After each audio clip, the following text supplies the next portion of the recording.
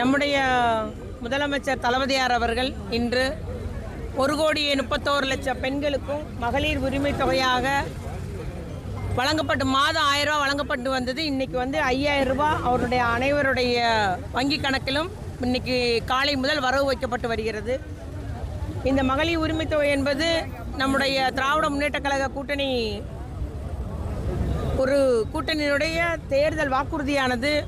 எதிர்க்கட்சிகளெல்லாம் இதை நிறைவேற்ற முடியாது, இதை நிறைவேற்ற மாட்டார்கள் அப்படின்ற மாதிரிலாம் இதை குறை கூறி வந்தார்கள். நம்முடைய முதலமைச்சர் அவர்கள் செப்டம்பர் 2023 இந்த திட்டத்தை செயல்படுத்தி வருகிறார். மாதம் 1000 ரூபா எல்லாருடைய அக்கௌண்ட்லேயும் வர வைக்கப்படுகிறது.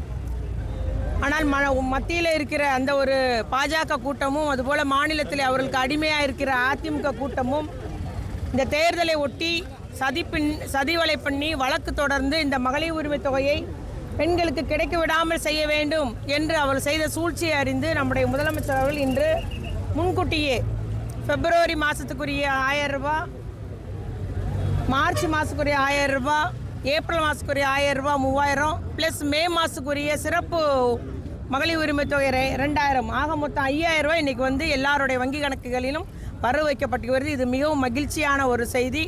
எப்படி நம்முடைய முதலமைச்சர் அவர்கள் அந்த திட்டத்தை பெண்களுக்காக, அவர்கள் அந்த உழைக்கும் மகளிருக்காக, ஒரு வீட்டினுடைய நங்குரமாக இருக்கக்கூடிய பெண்களுடைய உரிமை தொகையாக வழங்கி வருவதை தொடர்ந்து வழங்க வேண்டும் என்பதற்காக இன்றைக்கி 5000 ரூபா போட்டிருக்காரு. பெண்கள் எல்லாம் மகிழ்ச்சியோடு இருக்கிறாங்க. அந்த நம்ம முதலமைச்சர் அத்துணை பெண்களின் சார்பில் முதலமைச்சருக்கு நாங்கள் அத்துணை பேரும் நன்றி தெரிவித்துக் கொள்கிறோம். மிக்க ஏன்னா என்னதான் சூழ்ச்சியை முறியடிச்சிருக்கிறார் நம்ம தலைவர்.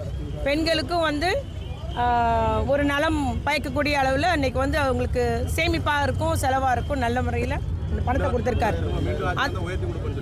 அதே போல் மீண்டும் நிச்சயமாக திராவிட மாடல் 2.0 ஆட்சி தான் அமைய போகிறது. மீண்டும் எங்களுடைய முதலமைச்சர் தளபதியார் தான் மீண்டும் முதலமைச்சராக போகிறார்.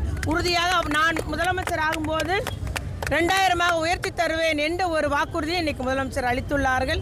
ஆகவே அத்துணை பெண் சமுதாயம் சார்பில் நம்முடைய முதலமைச்சருக்கு மீண்டும் நாங்கள் அத்தனை பேரும் நன்றி கூறிக்கொள்கிறோம். நன்றி.